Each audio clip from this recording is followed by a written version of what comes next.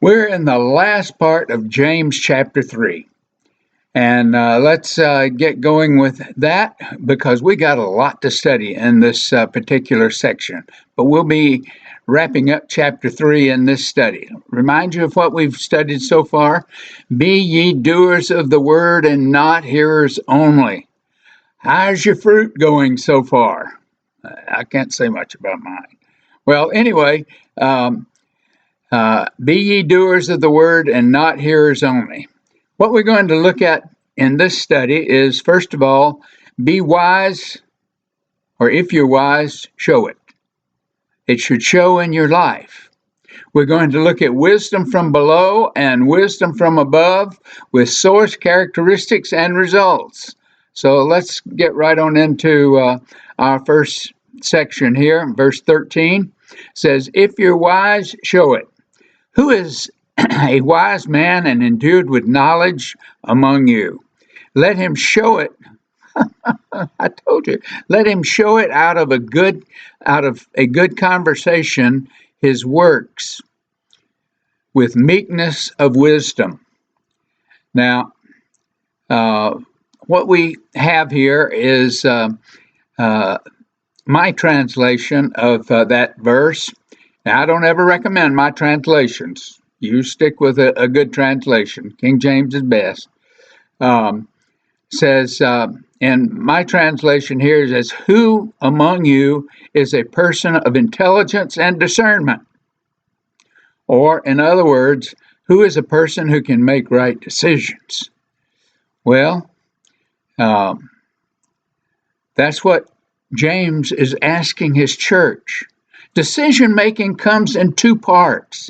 It starts with, first of all, having the right information or having some information, and then discernment. Now, let me comment on those just a little bit. We play games with ourselves and with others. But as an engineer, I find that very often people in the technical fields do something that is called raise the level of abstraction. Now, what that means is if you find somebody that doesn't know quite as much as you do about some particular subject, you don't tell them in terms that they can understand. You make the story you're telling abstract so that you appear to be smarter. Oh, that's naughty. But information is something that we need to make a decision. We don't need to confuse other people with information that's not relevant. Then the second is discernment. Discernment is something that is tough because we all have biases. I don't want to admit it, and I don't even recognize necessarily my own biases, but we all have biases. And when people give us information, they give us information with their bias attached to it. And to make good decisions, we have to discern and discern outside the area of bias. And that's tough because biases are built right into us.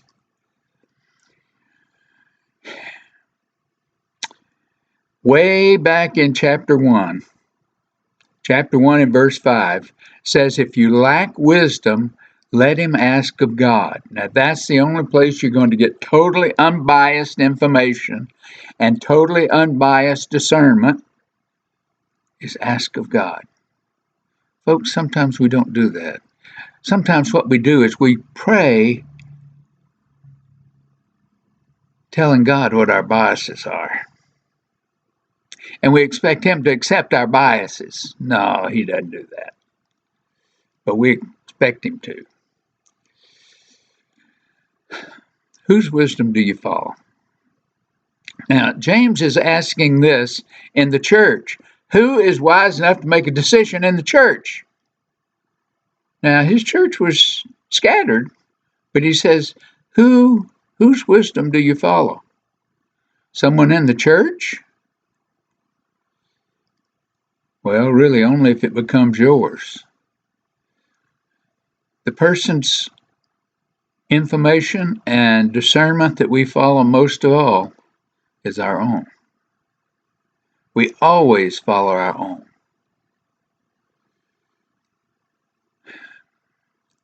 Before I leave that, let me just point out, consider what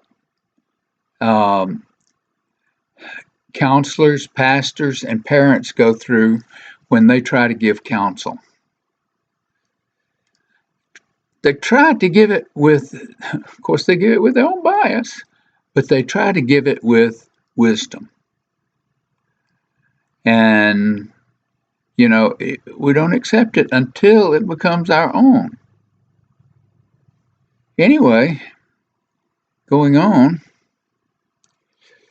in verse 13 again says, "Who is a wise man and endued with knowledge among you? Let him show out of a good conversation his works with meekness of wisdom."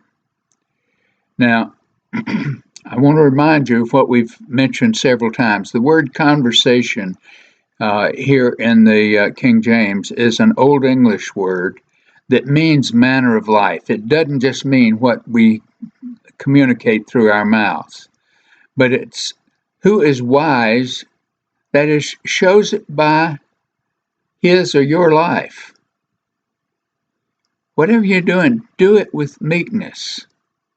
I hear people bragging about their great results in one thing or the other.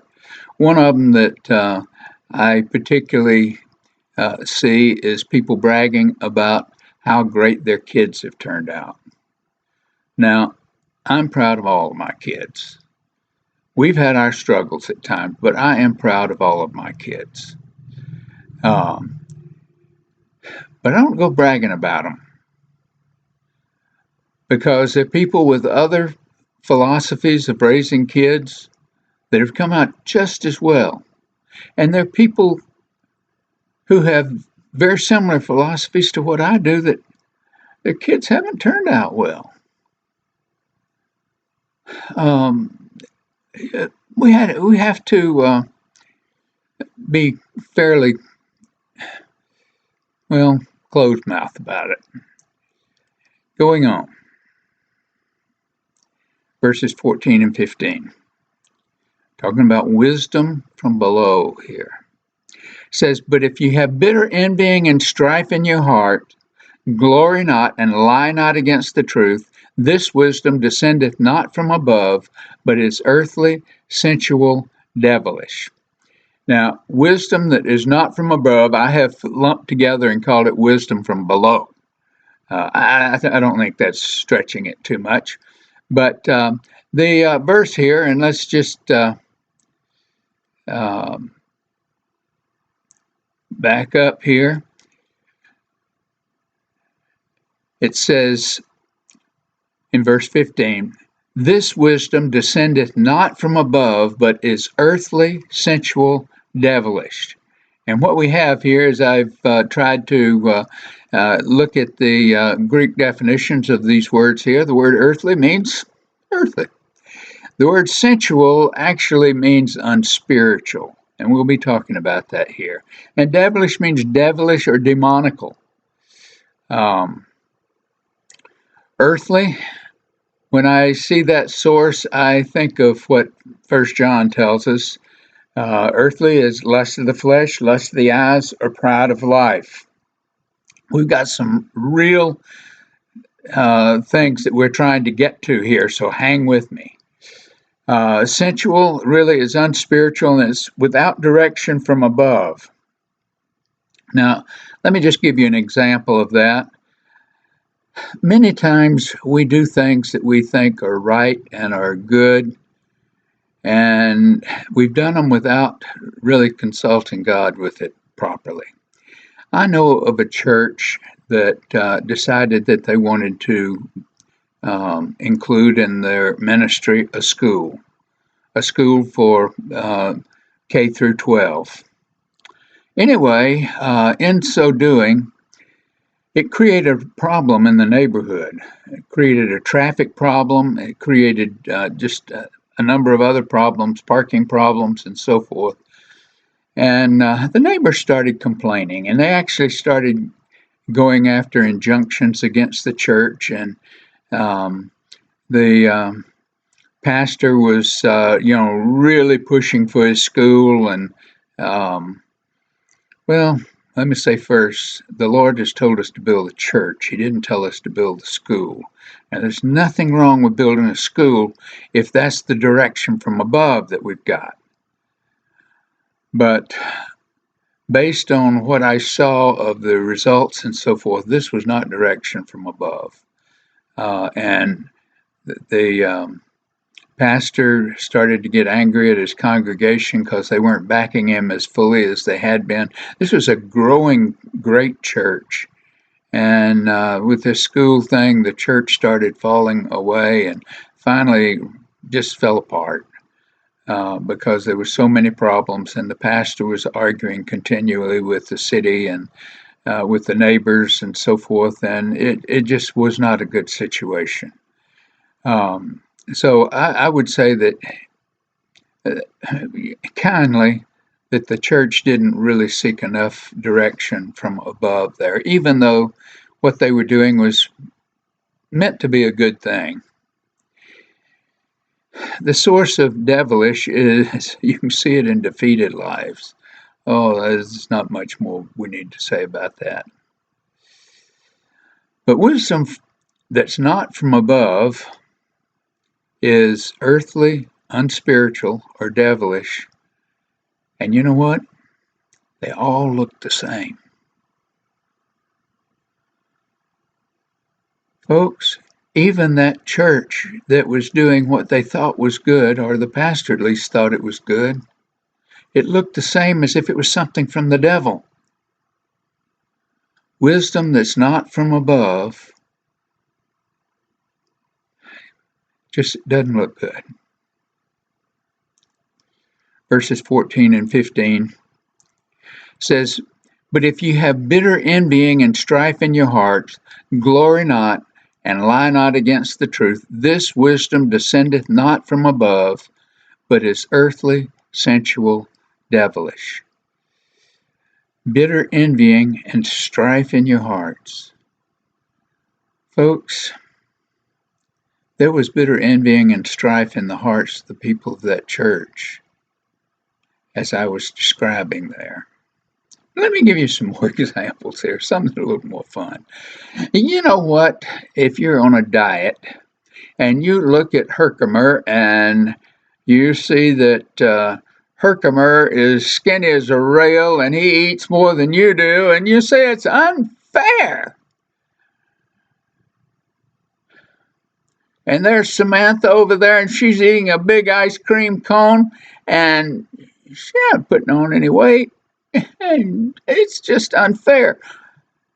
Folks, while you're thinking this unfair thought, if you make a decision, guess what source you're coming from? Guess what source you're coming from?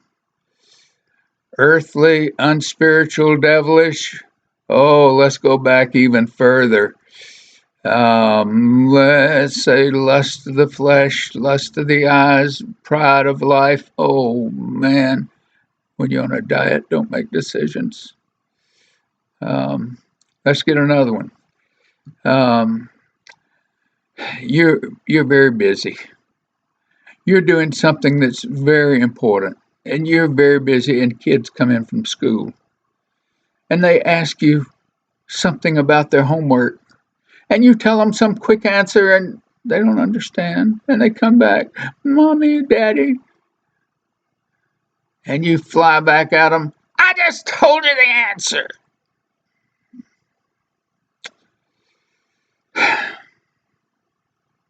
What is the source? You make decisions based on biased opinions. The Lord said, "Glory not, lie not against the truth." Don't make excuses. You just chose wisdom from below. don't think I'm pointing my fingers at anybody out there. I'm pointing them at this guy that's making this statement. I do that all the time.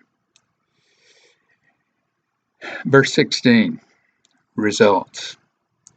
For where envyings and strife is, there is confusion and every evil work. Confusion and every evil work. Have you ever seen two people arguing? They get to the point of just downgrading the discussion to a point of name calling. I was in a discussion with a cult group not more than a couple of weeks ago, and it got down to name calling, and I said, "Oops, I've had enough of this." And I backed out of it. I've gone back and had some discussions with those people again since then, and we've had some civil discussions, and they backed away, and they're being very gentle about their position. But again, children ask when you're busy. Folks, I've been there. Just this past week, I was listening to a recording of a teacher online. Now, this was a language class, so understand there are always problems in language classes. But this was a language class, and the teacher was saying that the one person had not handed in their homework, and they had to get that in, that it was just, they weren't doing right at all. And she wouldn't let this guy talk. Now, understand, there was a little bit of a language problem right there, the two of them understanding each other, because neither one of them had the other's language down pat. But this teacher was just really giving the guy a hard time. He was trying to say, "Teacher, I turned that work in." He says, "I'll do it again." She's still chewing on him. Anyway, result is confusion and every evil work. This guy was just as confused as could be, and that teacher was just as bad as could be. Well, it wasn't good. I don't know how it finally turned out, but anyway. But, verse 17, but the wisdom that is from above. Oh, now we're getting to some good stuff. But wisdom that is from above is first pure, then peaceable, gentle, and easy to be entreated, full of mercy and good fruits, without partiality and without hypocrisy. Now we're going to go through each of these because I want you to be able to discern. I want you to be able to discern where your wisdom is coming from. So we're going to look at the characteristics. But wisdom that is from above is first pure. Pure means it's got no ulterior motive behind it.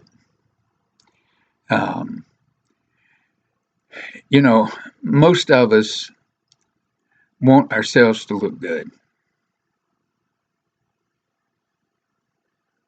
Sometimes that's a shame.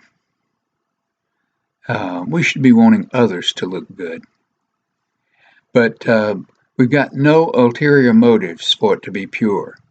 Going right back, it says, but wisdom that is from above is first pure, then peaceable. Pure, and then peaceable. Now, I've got some examples here about some unpeaceable situations. I took my family, this was many years ago, I took my family to a fast food restaurant. We stopped there and pulled into a parking spot, and I got out and went in to get food. I was going to bring it back to the car. Kids were all in the car, my wife was in the car, and I went into the restaurant. Anyway, I came back out, and my wife said, the people in this car next door, some teenagers just got out, and they slammed that door right into our car. Yeah. And this,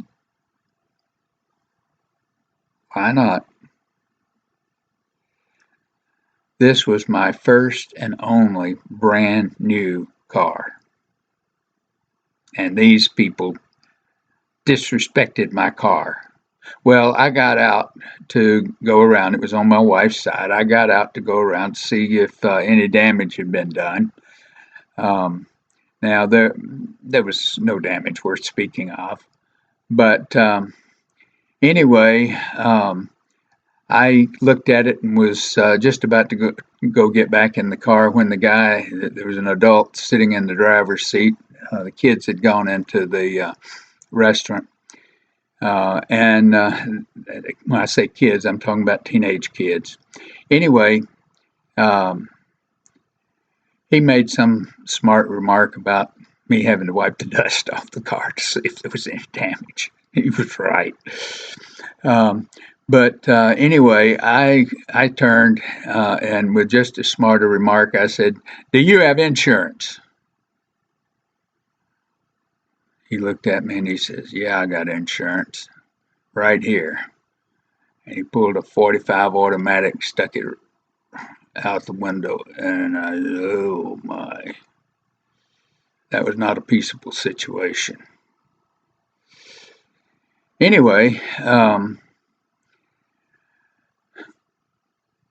another situation that I had that was not a peaceable situation that I made a good outcome of this. Anyway, I was when I was in college, I worked as a lifeguard during the summer, and that was at a local swimming pool. And by the way, I was there for 2 years, and I only had to go in the water once to actually rescue anybody other than pick little kids up that got too deep. Um, anyway, the way we worked was we had 3 lifeguards at the pool, and we each had a day off, such that there were 2 lifeguards on duty at all times, and then on the weekends there were all 3 of us were on duty. But one day,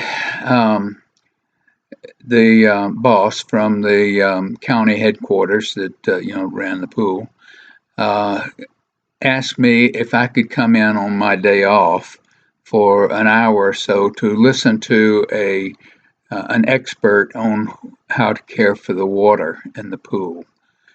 Because we were having some problems. The water was a little cloudy, and we didn't know how to keep it as clear as it ought to be.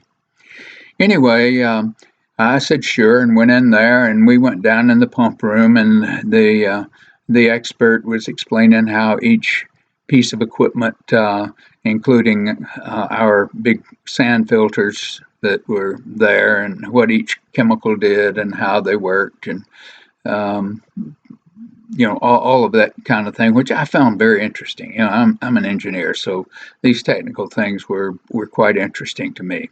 Anyway, it came time for the pool to open, and so the 2 guards that were supposed to be on duty left the pump room and left me and the county boss and this expert down there listening to him continuing to instruct on how things were to work. Well, we finally finished what the question and answers that I had. I had a lot of questions. Anyway, we finally finished those, and we went out, and the county supervisor looked, and there were his other 2 lifeguards in the pool playing with a couple of girls. He turned to me and asked me if I could work that day, and I told him sure, and just give me a few minutes to get my swimming suit on and get dressed to do whatever I needed to do. So he gave me a few minutes to get dressed, and I did so, and he called the 2 guys out into the parking lot and dismissed them from the payroll. And so there I was alone watching the pool, which was no big problem. But anyway, a few days later, a couple of new guards were hired, and they came to the pool. After we'd been there for a few weeks with the new guards, one of them needed to take a day off for whatever family business he needed to take care of. And so he was supposed to get a replacement for himself for that day. Well, he found a replacement, and guess who it was? Yes, one of the guys that had been dismissed. Anyway, the pool manager, the local pool manager, came to me and asked what I thought of having this guy come back, and I said, I don't think our boss would like that at all. I don't think it would be a good idea. I don't think he'd be acceptable. So, fine. Anyway, about an hour later, this guy shows up and he says, climb down from there. I was up on the lifeguard tower. And I turned and I looked and I said, what's up? And I knew what was up and he knew what was up. And I just wanted to make sure that he knew the same thing up that I knew was up. But anyway, he said, I'm told that you said you will not ever work with me again. And I said, well, that's not quite what I said. I said, look, I consider you to be a friend. I said, but you know, you didn't treat me right. You know that I had to do all of the pool care myself. You never did any of it. You didn't watch the pool the way you should have, and it left an unsafe situation for the public that were coming here. And the boss caught you. I didn't tell on you. The boss caught you. And I said, I don't think the boss would want you back. It had nothing to do with me. I just don't think the boss would want you back. And I want us to stay friends. Well, we looked at each other eye to eye, and he says, I guess you're right. And he walked off. Well, that was one time that I finally did a pretty good job. In Proverbs, it says in verse 15, chapter 2, says, a soft answer turneth away wrath, but grievous words stir up anger. Oh, I'm good at that. The tongue of the wise useth knowledge aright, but the mouth of fools poureth out foolishness. Oh, I won't comment on that. Verse 17 says, but wisdom that is from above. Now we're getting to the good stuff. But wisdom that is from above is first pure and then peaceable, gentle. Now we've talked about pure and peaceable. Let's talk about gentle. Gentle means that you're not going to beat somebody over the head with the scripture. Oh, I'm good at that. The Lord said, rah. Yeah, I'm good at that. It's not from above. Sure, the Lord said, and we need to instruct people, but we need to do it gently. And I have occasionally, not always, but occasionally.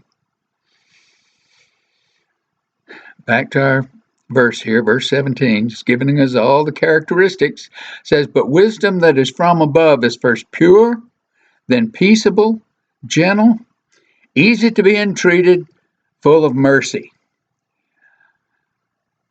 Easy to be entreated means that we don't have to have somebody that has offended us stand up on the Empire State Building with a megaphone and apologize for the whole the world to hear. Generally, it means no public apology is required. Now, if something public has been done, it ought to be apologized publicly, but generally that's not the case. Then full of mercy. Now we're going to read Matthew here, but we'll see that the disciples said, how often should I forgive somebody? 7 times? And Jesus said, Let's read the verse. Then came Peter unto him, that's to Jesus, and said, Lord, how oft shall my brother sin against me, and I forgive him? Till 7 times? Oh, I'm generous. Jesus saith unto him, I say not unto thee until 7 times, but until 70 times 7. And you better not make a law out of that. I don't think that's what Jesus was doing. We don't have to keep tally. As just as long as we need to forgive him, we need to forgive. Back to verse 17. It says, but wisdom that is from above, you're going to have this verse memorized. But wisdom that is from above is first pure, then peaceable, gentle, easy to be entreated, full of mercy and good fruits. Folks, we've said it before. Oh my, I didn't have an example here. Let me just say, full of good fruits. We need to, did I skip something? We just need to make sure that our results are good fruit, without partiality and without hypocrisy.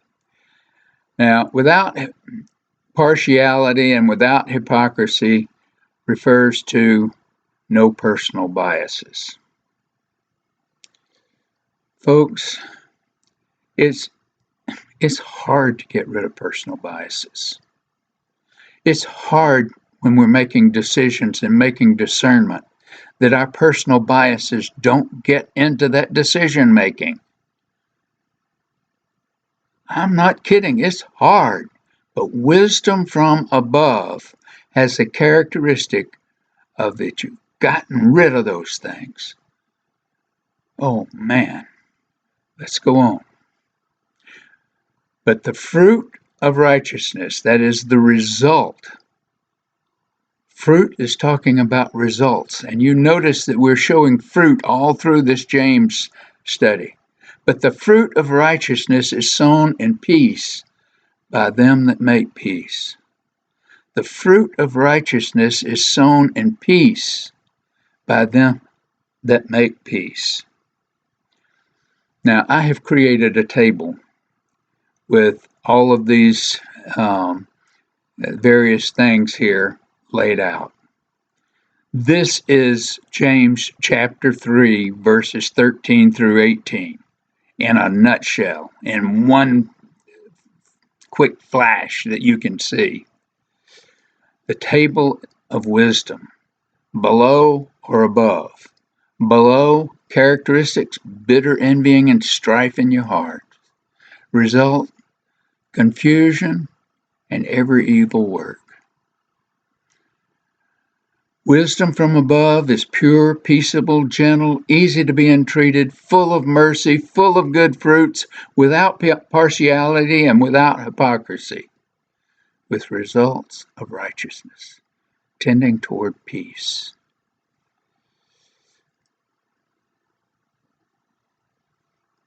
What is the result that you want in your life? Choose your source.